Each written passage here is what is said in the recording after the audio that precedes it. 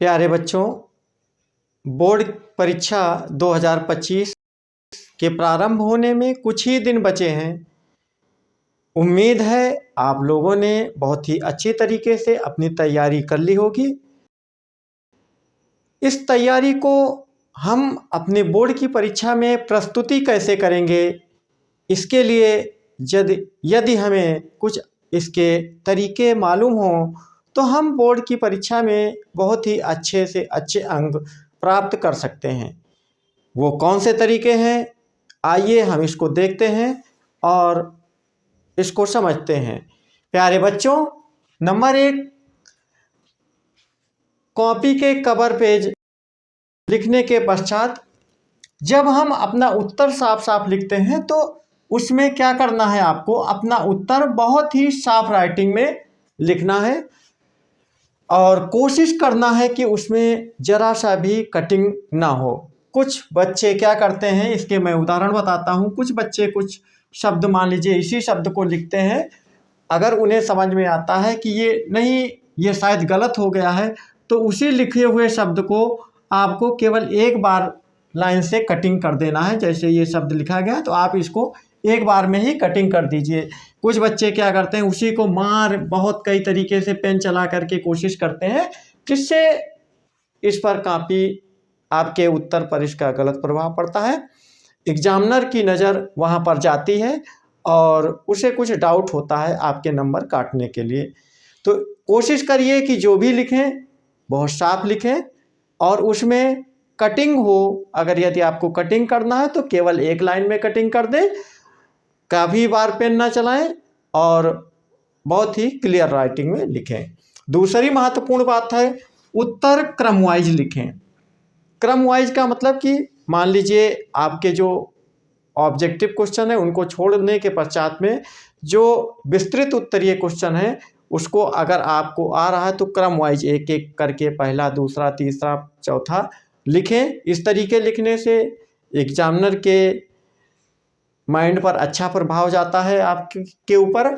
और एक उत्तर लिखने के बाद कम से कम 3 लाइन अवश्य छोड़ दें। हाँ, ये इस बात को बच्चे बहुत ही महत्वपूर्ण रूप से ध्यान दें। कुछ बच्चे क्या करते हैं, लिखते हैं तो उनके बीच में गैपिंग नहीं होती है, जरा सी भी गैपिंग नहीं होती है।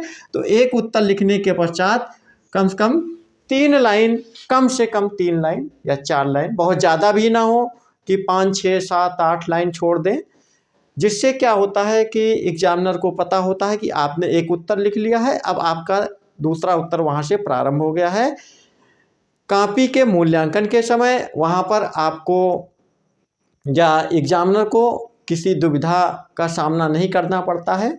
एक उत्तर उसने चेक किया और उसके नंबर दिए, दूसरा नंबर आपने दूसरा उत्तर लिखा था 3 लाइन के बाद में, तो वहाँ पर एग्जामिनर ने वहाँ पर भी नंबर दिए। उससे भूल चूक नहीं होती है कि उसने आपके 2 प्रश्नों का उत्तर एक ही में दे दिया है। इसलिए इस प्रकार की असुविधा एग्जामिनर को भी कभी कभी हो जाती है, तो आप इससे बचे रखेंगे। तीसरा है, जो प्रश्न ज़्यादा अच्छा तैयार हो उसका उत्तर सबसे पहले लिखें। बच्चों, कहा गया है first impression is the last impression. पहला प्रभाव ही आपका अंतिम प्रभाव होता है। यदि आपका पहला उत्तर बहुत अच्छी तरीके से लिखा गया होता है तो एग्जामिनर को ये आभास होता है कि बच्चा पढ़ने में बहुत ही अच्छा है, इसको अच्छी तरीके से नंबर दिया जाए। तो जो प्रश्न उत्तर, मान लीजिए आपके 10वां नंबर का उत्तर आपको बहुत अच्छी तरीके से आता है, बहुत अच्छी तरीके से याद है, तो आप अपनी कॉपी में सबसे प्रश्नोत्तर नंबर 10 या प्रश्नोत्तर नंबर 10 लिख करके आप उसका उत्तर अच्छी तरीके से दीजिए। उसके पश्चात जो आपको कम आता है उसके उत्तर, सभी प्रश्नों के में प्रश्न खंड का उत्तर संख्या जरूर लिखिए, जिससे को एग्जामिनर को आपकी कॉपी चेक करते समय किसी भी प्रकार की मुसीबत या किसी परेशानी का सामना करना ना पड़े और आपको भी प्रत्येक उत्तर में आपके पूरे अंक मिले। इसके बाद जो ज़्यादा अच्छा तैयार हो उसका उत्तर सबसे पहले लिखें। चौथा महत्वपूर्ण प्रश्न है कि प्रश्न का उत्तर उसके शब्द सीमा अथवा अंक नंबर के अनुसार दें। बहुत ज़्यादा बच्चे इस प्रश्न के उत्तर में गलतियां करते हैं, इसलिए मुझे इस पर विशेष ध्यान देना है कि प्रश्न का उत्तर, उदाहरण के लिए मैं आपको देखता हूँ कि आपको कोई नंबर 10वां नंबर या 8वां नंबर का क्वेश्चन आपको बहुत अच्छी तरीके से याद है और वो प्रश्न केवल 2 नंबर में या 3 नंबर में पूछा गया है, या उसके शब्द सीमा दी गई है कि आपको 50 शब्दों में, 30 शब्दों में लिखना है, लेकिन आप उसके लिए 1 पेज लिख रहे हैं, 2 पेज लिख रहे हैं। कुछ बच्चे तो 2-2 पेज में लिख देते हैं एक ही प्रश्न। आप सोचिए कि जब उसकी मैक्सिमम मार्क्स 3 नंबर निर्धारित किए गए हैं या उसके शब्द सीमा 30 शब्दों की सीमा निर्धारित की गई है, तो आप 2 पेज में लिखे हैं तो एग्जामिनर कितना नंबर दे देगा आपको? 3 से ज़्यादा वो नहीं दे सकता है। इसलिए ऐसी कंडीशन में, ऐसी परिस्थितियों में आपका समय व्यर्थ होता है और आपके प्रश्न आगे छूट जाते हैं। तो इस बात का आप विशेष ध्यान रखें कि जितनी शब्द सीमा दी गई है या जितने अंक दिए गए हैं उसी के अनुसार अपने प्रश्नों का उत्तर दीजिए। यह समस्या बहुत ही बच्चों की गंभीर समस्या होती है, इसका बच्चे विशेष रूप से ध्यान दें। बच्चों, अगला पॉइंट है 5वां नंबर का है कि कॉपी भरने के उद्देश्य से ना लिखें। कुछ बच्चे क्या करते हैं, उन्हें पहले से भ्रमित होता है, बताया वो उनके माइंड मेकअप में बना हुआ होता है कि हम ए कॉपी भरेंगे, बी कॉपी भरेंगे, सी कॉपी भरेंगे तो हमें एग्जामिनर बहुत ज़्यादा नंबर देगा। ऐसा कुछ भी नहीं है। आपको जितना प्रश्न का उत्तर पूछा गया है आप उतना उत्तर दीजिए, चाहे वो उत्तर ए कॉपी में आए या बी कॉपी में आए। ए और बी कॉपी में आपके पर्याप्त उत्तर हो जाते हैं। अक्सर कॉपी चेक करते समय देखा जाता है कि बच्चे सी कॉपी तक लेते हैं, डी कॉपी तक लेते हैं, लेकिन उसमें उनके उत्तर से संबंधित कोई बातें नहीं होती हैं, अनावश्यक बातें होती हैं। लेकिन बच्चे यहाँ पर अपने को ज़्यादा अच्छा दिखाने के लिए कॉपी भरते हैं और इस उम्मीद से भरते हैं कि हमें ज़्यादा कॉपी लिखने से ज़्यादा अंक आते हैं। तो ऐसा कुछ भी नहीं है, आपका समय व्यर्थ होता है, आपके कुछ प्रश्न छूट जाते हैं। तो इसलिए आप इन बातों का विशेष ध्यान रखें।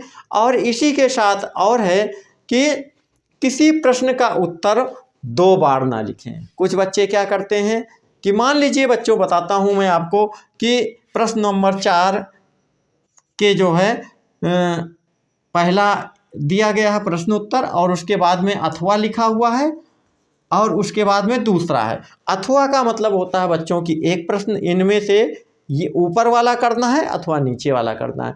कुछ बच्चे क्या करते हैं, इसी 4 नंबर के प्रश्न उत्तर का पहला प्रश्न तो कहीं भी एक जगह लिख लेते हैं और अंत में लास्ट में इसी अथवा वाले प्रश्न जो है का उत्तर फिर लिख देते हैं। बच्चा सोचता है कि मैंने एग्जामिनर को से चीटिंग की है या एग्जामिनर मेरे इस होशियारी को पकड़ नहीं पाएगा, वो मुझे यहाँ पर भी नंबर देगा और यहाँ पर भी नंबर देगा। तो बेटा ऐसा कदापि आप ना करें।